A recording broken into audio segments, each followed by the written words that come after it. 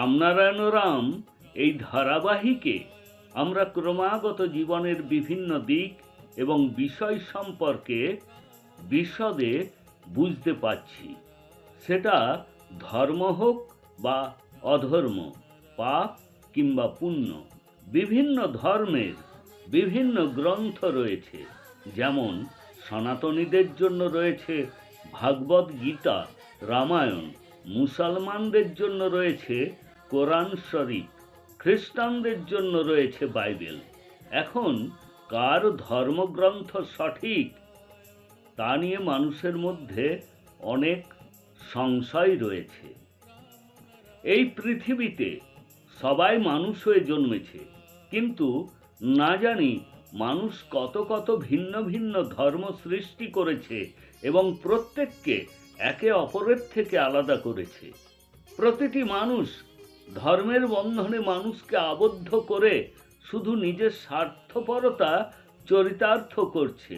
কিন্তু আমাদের মহাগুরু বালক ব্রহ্মচারী মহারাজ বলেন, সবচেয়ে বড় ধর্মগ্রন্থ হল মহাকাশ, যেখান থেকে এই বিশ্ব ব্রহ্মাণ্ডের সব কিছুর উৎপত্তি হয়েছে, এবং সবচেয়ে বড় ধর্মগ্রন্থ হল রামনারায়ণ রাম।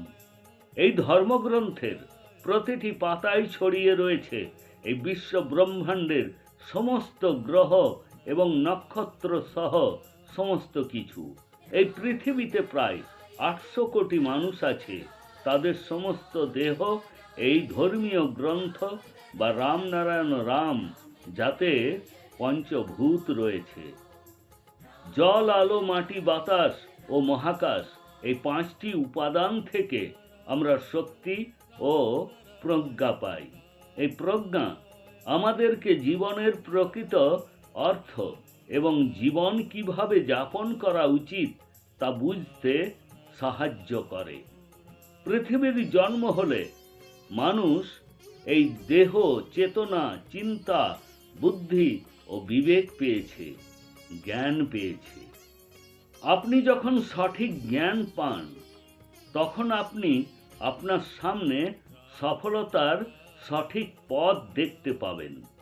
তাহলে এই পথ অনুসরণ করে আপনি যা কল্পনা করবেন তা অর্জন করতে পারবেন। এখন চিন্তা করুন কিভাবে সম্ভব হবে এইসব। আপনার বিবেক, চেতনা, অন্তর্নিহিত শক্তি এবং আমাদের সর্বশ্রেষ্ঠ ধর্মগ্রন্থ মহাকাশ এবং রামনারায়ণ রাম দিয়ে মানুষ সব বাধা, ঝামেলা, ভয় ইত্যাদি থেকে মুক্ত হতে পারে যদি সে নিজেকে জানে, নিজেকে চিনতে পারে, নিজেকে বুঝতে পারে। এটি গ্রহণ করুন এবং প্রকৃতির সাথে নিজেকে সংযুক্ত করুন। এছাড়াও রামনারায়ণ রাম নাম জপ করতে থাকুন।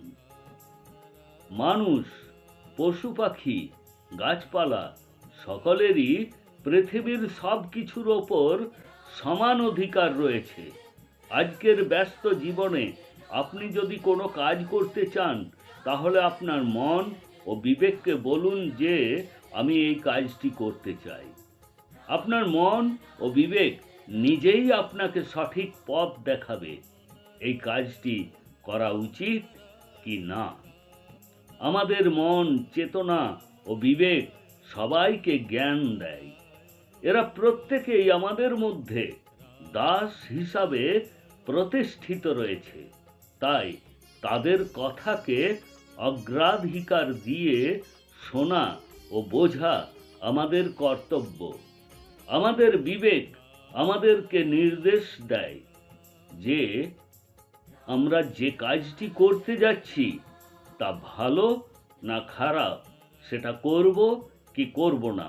অতএব আপনার মধ্যে বসে থাকা বিবেককে জানুন, চিনুন এবং মেনে চলুন, যাতে আমরা জীবনে খারাপ কাজ করা থেকে বাঁচতে পারি।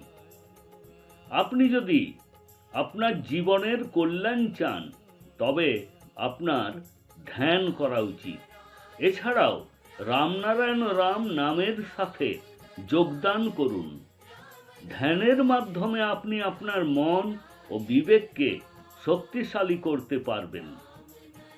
আমরা তাদের নিয়ন্ত্রণ করতে সক্ষম হয়ে উঠি, তাই প্রত্যেক মানুষকে ধ্যান করতে হবে। ধ্যান হলো এক প্রকারের শব্দ শক্তি, যা আমাদের দেহে বসবাসকারী 50,000 কোটি আত্মাকে শক্তি যোগায়, যার ফলে আমাদের শরীর শক্তিশালী হয়, আমরা জীবন পাই এবং আমাদের চিন্তা ও বোঝার শক্তি বিকাশ লাভ করে। এই শব্দ শক্তি এটা কোথা থেকে আসে? এই শব্দ শক্তি প্রকৃতি থেকে আসে। তাই প্রকৃতি, এই সৃষ্টি এবং মহাকাশ, মহাবিশ্ব, এসবই হলো সবকিছু। এটাই আমাদেরকে জীবন দেয়। আপনি যখন রামনারায়ণ রাম নামের সাথে যুক্ত হবেন, আপনি সমগ্র বিশ্বকে স্মরণ করবেন। এই বীজ মন্ত্রের মধ্যে সমগ্র বিশ্বজগৎ নিহিত। তাই নিয়মিত এই বীজ মন্ত্র জপ করতে থাকুন। এতে এমন শক্তি রয়েছে যা সমগ্র সৃষ্টিকে নিজের মধ্যে ধারণ করে। আপনি যদি এখনো রামনারায়ণ রাম নামের সাথে যুক্ত না হয়ে থাকেন, আপনি যদি তার সাথে পরিচিত না হয়ে থাকেন, তাহলে আজই যুক্ত হন। আপনার জীবনে যে ইতিবাচক পরিবর্তন আসবে তা আপনি অনুভব করবেন। আপনার জীবন খুব সুখের সাথে মসৃণভাবে এগিয়ে যেতে থাকবে।